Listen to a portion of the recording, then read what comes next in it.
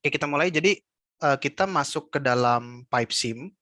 Ya, ini bisa dibilang sedikit kompleks, tapi nggak juga kompleks. Jadi bisa confident kita bisa menguasai software ini. Oke, jadi ada bagian home. Di dalam home ini ada beberapa objek seperti plot pressure and temperature, nodal analysis ini yang akan jadi mainan utama kita hari ini, dan juga sistem analisis ini kalau kita lebih banyak lagi parameter yang ingin kita showkan, ada well curve, design ESP, electrical submersible pump, ini gas lift kalau kita ingin melakukan analisis gas lift, atau perforation design. Nah, ini sini ada simulation setting. Nah, ini bisa kita open dulu. Ada vertical flow untuk multiphase. Nah, ini vertical flow atau vertical lift performance. Nah, di sini ada macam-macam source-nya. Ada banyak source-nya. Ada Baker Jardine, Allgas, TUFFP, Unified. Ya. Ini adalah masing-masing yang menciptakan kurva-kurva VLP menurut percobaan yang mereka lakukan. Eksperimen yang mereka lakukan. Jadi seperti itu. Nah, korelasinya ada macam-macam. Ada Ansari, Bex and Brill, Dance and Ross, Gray, Hagedorn Brown. Nah, ini adalah para penulis, para author untuk macam-macam kurva VLP. Oke, kita harus mengetahui dulu asal-muasal dari masing-masing equation ini. Apakah dia berasal dari percobaan dengan densitasnya seperti apa, atau berat minyaknya seperti apa. Kita harus baca dulu dan cocokkan dengan kondisi sumur kita. Oke, jadi kita harus tahu, baca literatur, baca manual, Hagedorn Brown, ini cocok dipakai untuk minyaknya yang gimana. Dance and Ross ini untuk cocoknya untuk bagaimana. Bex and Brill ini cocoknya untuk pipanya yang seperti apa. Jadi perlu kita detailkan kalau kita ingin betul-betul menjadi engineer yang proper. Oke, tapi let's say kita pakai default dulu Hagedorn Brown. Selebihnya ini setting-setting yang tidak terlalu penting, tidak terlalu menentukan dalam simulasi kita hari ini. Jadi yang paling penting pemilihan kurva VLP-nya, dan ini sudah dipilihkan by default Hagedorn Brown. Nah, di sini ada fluid manager kalau kita ingin membuat model fluidanya, entah black oil atau komposisional. Di bagian insert, ini ada beberapa equipment atau komponen yang bisa kita pasang di sumur. Ada casing tentu aja, tubing, choke, packer, separator, ya downhole separator, sliding sleeve, subsurface safety valve, tubing plug, injection point, completion kalau kita lakukan perforasi, nodal point atau nodal analysis point, dan juga ada gas lift, ESP, PCP, rod pump, dan lain sebagainya. Oke, semoga dalam training kali ini kita bisa mengcover beberapa equipment. Kemudian untuk format ini nggak terlalu signifikan. Nah, ini adalah nanti diagram skematik dari sumur kita. Langsung aja kita input. Pertama kita start dari general. Nama sumurnya, let's say sumur oil, dia aktif, tipe sumurnya production, ya ini sumur produksi. Check valve settingnya block reverse, jadi supaya aliran balik tidak terjadi aliran balik karena kita blok alirannya. Nah ini komennya boleh oil well, natural flow misalnya. Jadi sumurnya bisa mengalir karena tekanan dari reservoir itu sendiri. Oke, ini terus kita lihat validation-nya, apakah kita sudah ready melakukan nodal analysis atau belum. Untuk saat ini masih belum. Sekarang kita masuk ke tubular. Jadi bentuk tubular dari sumurnya. Ada dua cara, langsung kita masukkan di sini, kita klik plus untuk memasang casing dan tubing, atau kita masuk ke insert, kita ambil, dan kita drop di sumur untuk menciptakan casingnya.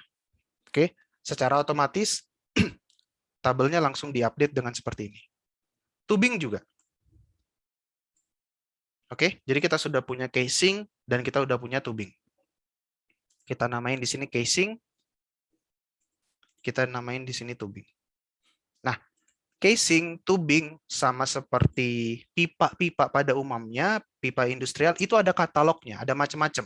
Kita bisa ambil di sini untuk buka katalognya, use casing katalog. Oke.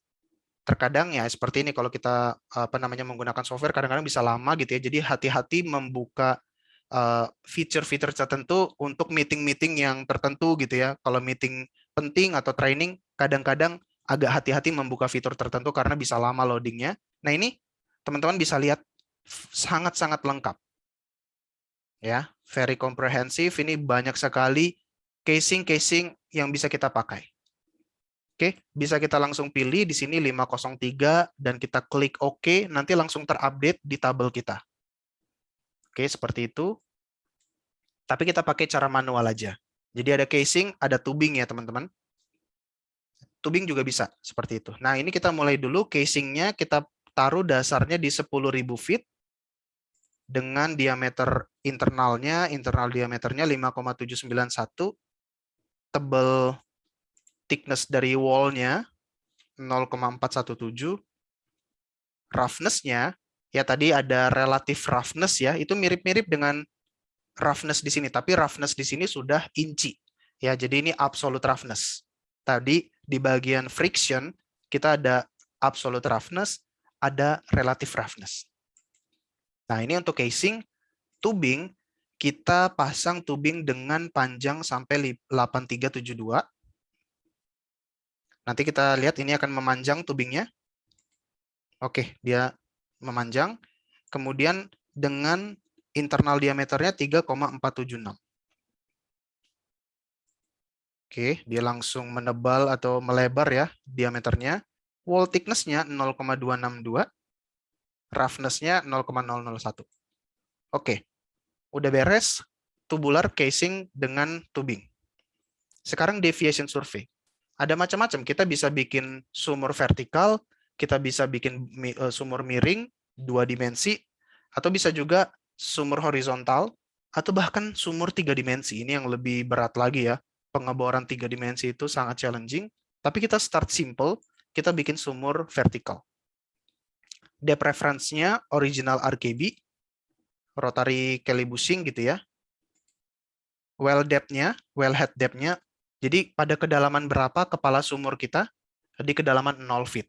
Oke. Jadi ini kepala sumur yang muncul keluar dari tanah, kita lihat ada Christmas tree, ada wellhead, itu yang kita lihat. Sementara seluruh tubuh dari sumur itu ada di bawah tanah, subsurface. Oke, ini wellhead depth-nya dan bottom depth-nya 10.000, otomatis diambil dari kedalaman dari casing. Oke, jadi deviation survey-nya beres. Sekarang kita pasang equipment downhole. Nah, misalnya kita punya aliran dari reservoir, alirannya itu kita nggak mau masuk ke dalam annulus casing. Annulus itu zona di antara tubing dengan casing. Gitu ya, kita nggak mau seperti itu. Kenapa? Karena takut casingnya terkena fluida yang korosif, nanti casingnya bocor, casingnya leak, oilnya bisa luber kemana-mana, pencemaran lingkungan. Jadi seringkali kita nggak mau aliran di dalam casing atau di dalam annulus casing. That's why seringkali kita pasang apa yang namanya packer. Ya, packer di sini udah kita munculkan. Di sini dia packernya. Kita taruh packernya di kedalaman 7.500. Nah, dia langsung terupdate di sini packer. Kita namakan dia packer. Oke, seperti ini. Artificial lift jangan dulu, kita belum pasang artificial lift. Kita buat dulu heat transfer. Oke, untuk heat transfer kita buat multiple. Oke. Ambient temperature inputnya juga multiple. Heat transfer ini penting karena di bagian heat itu akan mempengaruhi viskositas tentunya. Ya, viskositas dari oil, gas itu akan dipengaruhi oleh panasnya temperaturnya. Jadi tetap kita perlu input informasi temperature. Oke, kita punya 2 titik. Di kedalaman 0, kita anggap ambient temperature-nya itu 50 Fahrenheit, U value-nya 2. Di kedalaman reservoir, 9817, ini kedalaman reservoir nantinya, tekanan atau temperaturnya 250 Fahrenheit, U value-nya 2. Oke, jadi sudah kita input temperaturnya, temperatur di permukaan dan temperatur di reservoir, dan gradiennya kita anggap linear.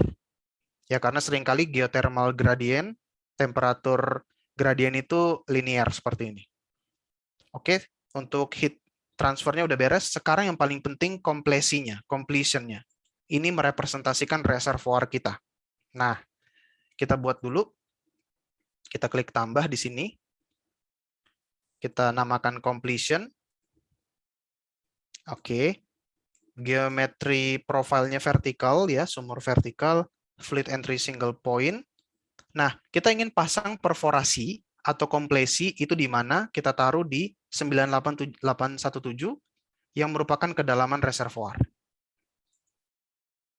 Oke, nah di sini langsung lihat ya, di sini ada bolong-bolong. Ini adalah simbol kompresi atau perforasi yang menunjukkan bahwa reservoir kita sudah dipenetrasi, ditembak, diperforasi, dibuat koneksi antara sumur dengan reservoir. Jadi reservoir akan mengalirkan fluida dengan lintasannya di berwarna panah hijau ini. Jadi oilnya atau gasnya akan masuk ke dasar tubing dan naik ke atas. Nah, IPR model. Nah, di sini udah muncul IPR model. Ada macam-macam. Ada Productivity Index, Vogel, Vetkovic, Jones. Ada Darcy juga. Jadi ada macam-macam bagaimana kita memodelkan inflow performance-nya. Kita starting dari yang simple dulu, WLPI, ya, Productivity Index.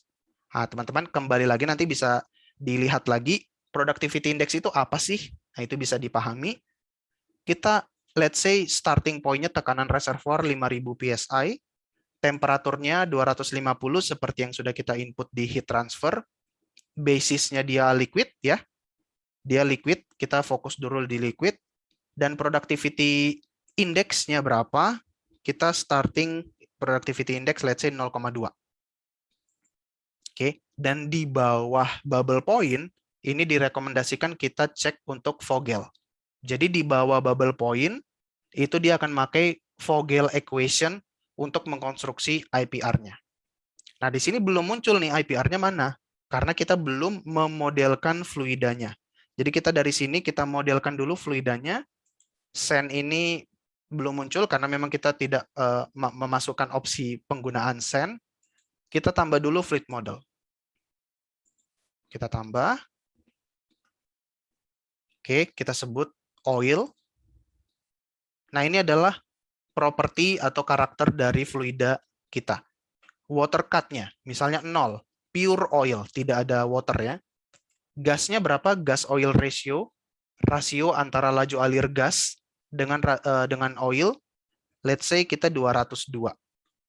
Oke, jadi 202 standard cubic feet per stock tank barrel. Kemudian untuk gas specific gravity-nya 0,7. Oke, water specific gravity boleh kita pakai angka default. API-nya let's say kita 30. Oke, degree API. Close. Jadi kita udah punya fluid model. Kita kembali ke reservoir, IPR sudah terbentuk. Ya, jadi teman-teman tadi sudah kita bahas kurva IPR itu seperti apa, inflow performance relationship. Sumbu vertikal adalah PWF, bottom hole flowing pressure. Sumbu horizontal adalah flow rate, Q. Jadi kita udah punya di sini. Nah, kita bisa akses data numerikalnya dari sini, view data in a table. Kita dapat, kita bisa ambil, copy, bisa langsung kita tekan Ctrl+C, dan paste di spreadsheet. Baru kita gambar sendiri, kita plot sendiri di Excel, seperti itu bisa. Oke, jadi seperti ini. Jadi udah kebayang bagaimana kita mengkonstruksi kurva IPR. Tapi ini masih IPR-nya saja. Kita belum tahu wellbore performance-nya seperti apa.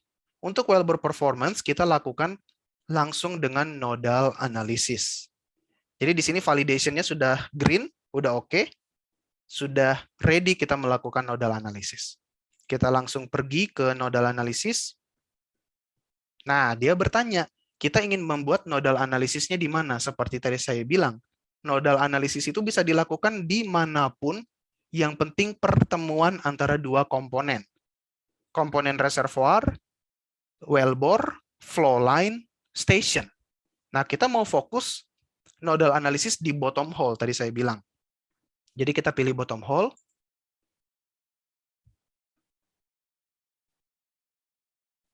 Nah, sekarang kita udah punya wizard-nya untuk melakukan nodal analisis. Nah, dia bertanya, tekanan kepala sumurnya berapa? Kenapa dia butuh input tekanan kepala sumur? Karena tadi kalau kita bayangkan, kita ingat kembali persamaan pressure drop, ada P1, ada P2. Ada P di bottom hole, P di dasar, dengan P2 di ujung, di puncak. Nah, dia ingin boundary condition, kondisi batas. Kondisi batasnya adalah well outlet pressure atau tekanan kepala sumur. Karena di sini dibilang branch end, ujung akhir dari sistem nodal kita adalah kepala sumur. Nah, kita input misalnya tekanan kepala sumurnya 200. Oke, 200 PSI di kepala sumur. Nah, di sini inlet condition, inflow condition adalah kondisi reservoir. Udah tadi diupdate ya, dan langsung dari fiturnya IPR, itu tekanannya 5000 dan temperaturnya 250 seperti yang sudah kita input, dan fluidanya adalah oil. Nah, di sini kita ingin melihat nodal analisisnya. Simple, kita tinggal ketik atau klik run.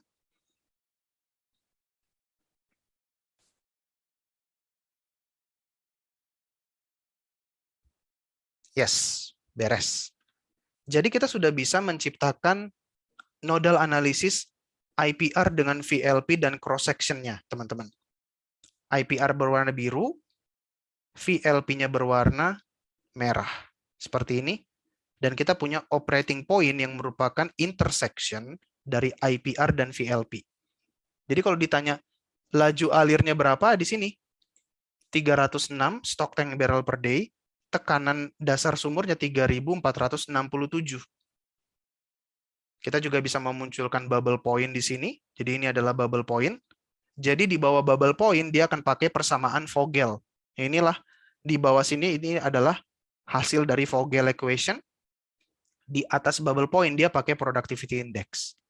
Kita juga bisa lihat view operating envelope seperti ini. Jadi langsung dia hitungkan gitu ya. Di sini misalnya nih maksimum flow rate-nya OFP seperti itu dia menunjukkannya. Oke, dan juga ada bubble point di sini yang berwarna hijau. Nah, jadi sebenarnya udah beres nodal analisis untuk sumur seperti ini. Oke, kita juga bisa melihat profil tekanannya ketika kita pergi ke profile result. Jadi profil tekanan udah bisa kita plot.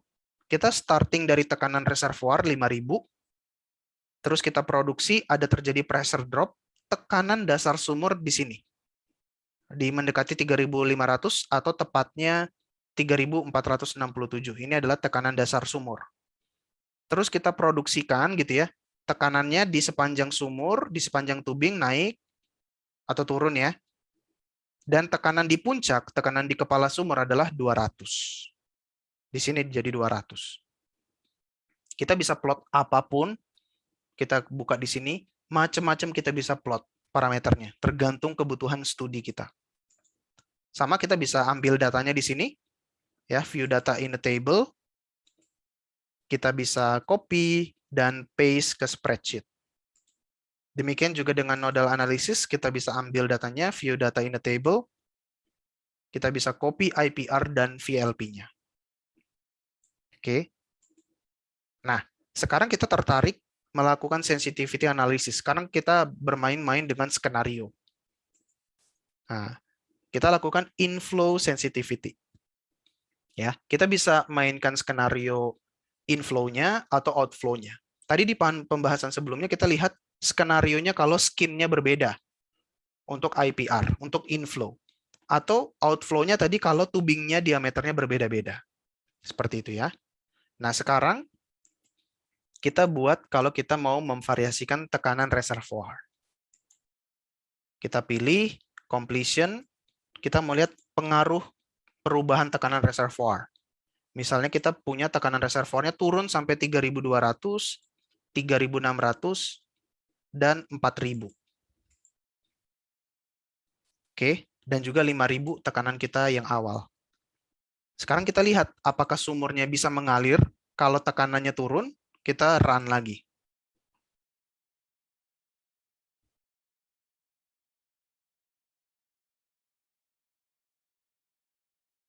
Nah, dapat kita lihat di sini, jadi udah beres, kita hanya bisa mengalir di dua kondisi. Jadi kita punya dua operating condition ya. Di sini, ketika tekanannya masih tinggi, 5.000, dan ketika tekanannya sudah 4.000, yang warna hijau, 4.000, dia sudah di puncak nih. Udah hampir-hampir tidak intersection, tidak crossing. Jadi udah hampir mati sumurnya kalau tekanannya 4.000. Kalau tekanannya 3.600 atau 3.200, sudah tidak ada lagi perpotongan. Jadi kalau kita zoom,